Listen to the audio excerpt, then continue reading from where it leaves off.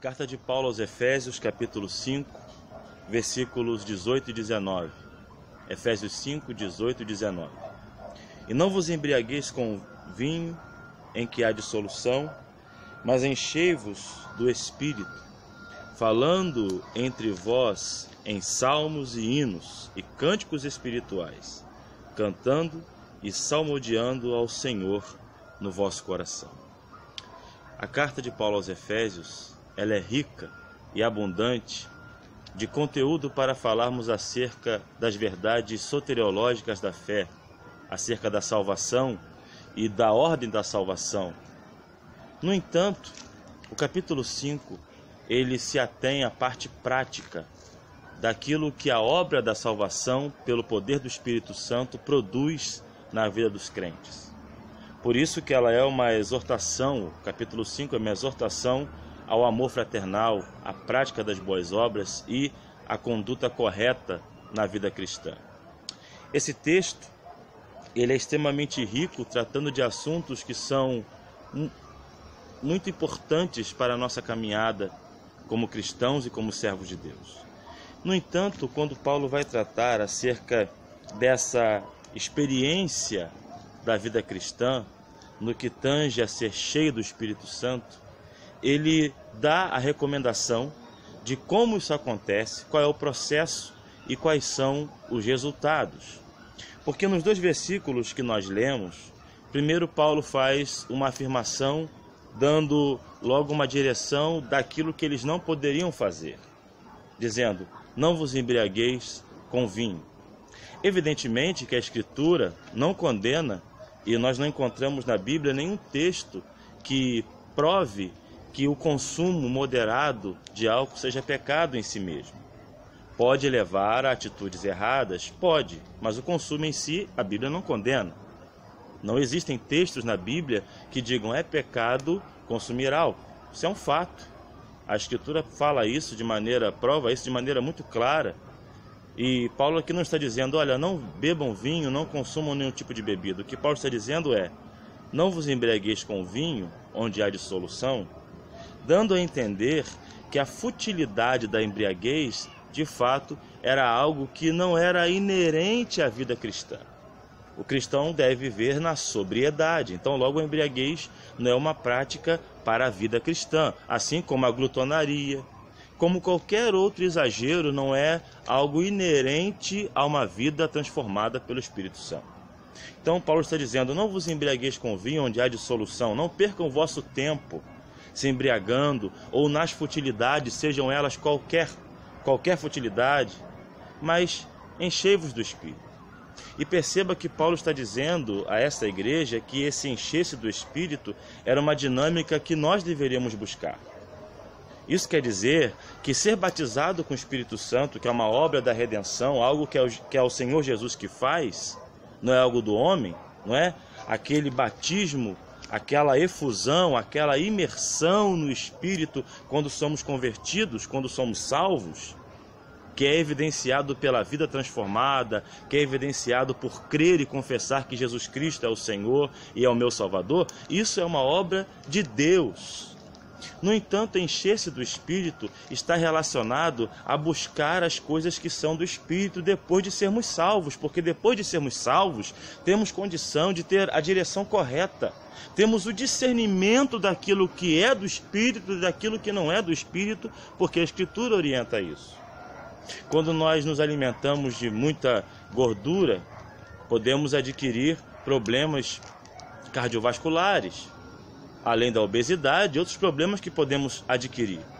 Quando nós consumimos alguma coisa que é nociva para o nosso corpo, podemos também ter efeitos colaterais. Até os remédios, a medicação usada de maneira errada produz efeitos colaterais. No entanto, encher-se do Espírito é algo que não possui nenhum efeito colateral, sempre é positivo. Encher-se do Espírito é o dever do cristão, é como alimentar-se, é buscar o Espírito todos os dias, na oração, na leitura da palavra, na vida piedosa. Então Paulo está dizendo, evite a dissolução, evite aquilo que não edifica, evite as futilidades como a embriaguez, mas encham-se do Espírito.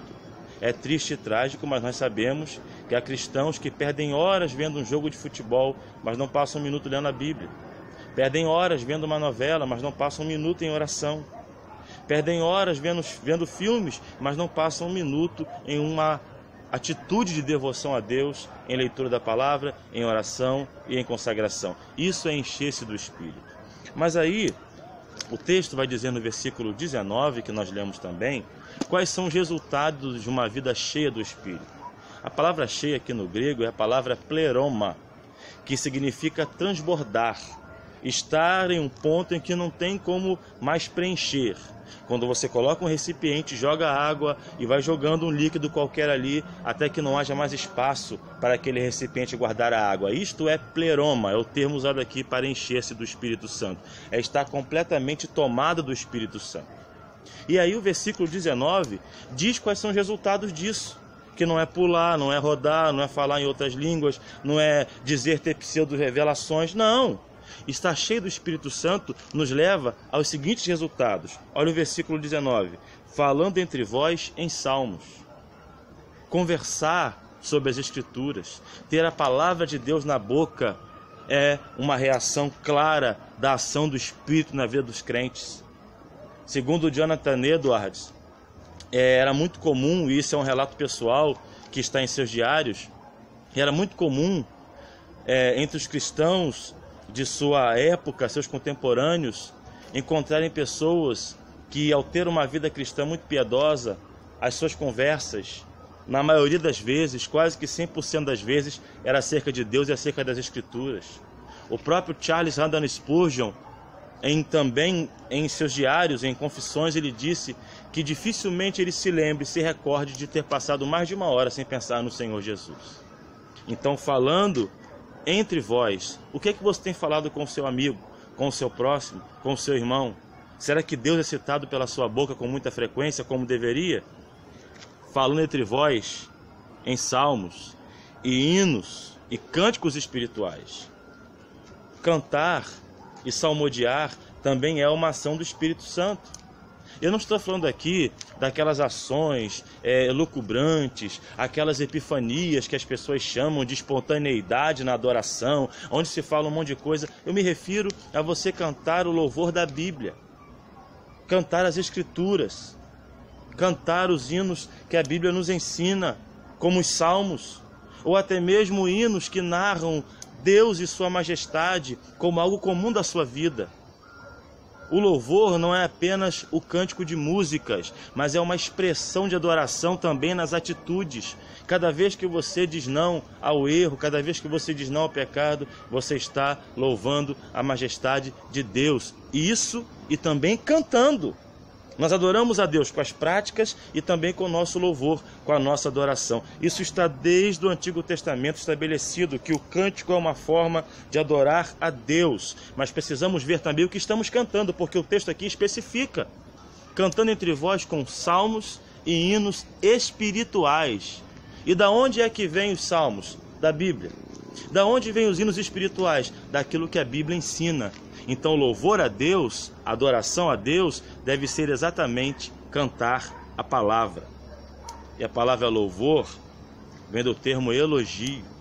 Se é louvor a Deus, deve ser algo que fale sobre Deus, quem Ele é, e sobre a sua glória e majestade e seus feitos poderosos. Nada de quem te viu passar na prova e não te ajudou, quando vê você na bênção vai se arrepender.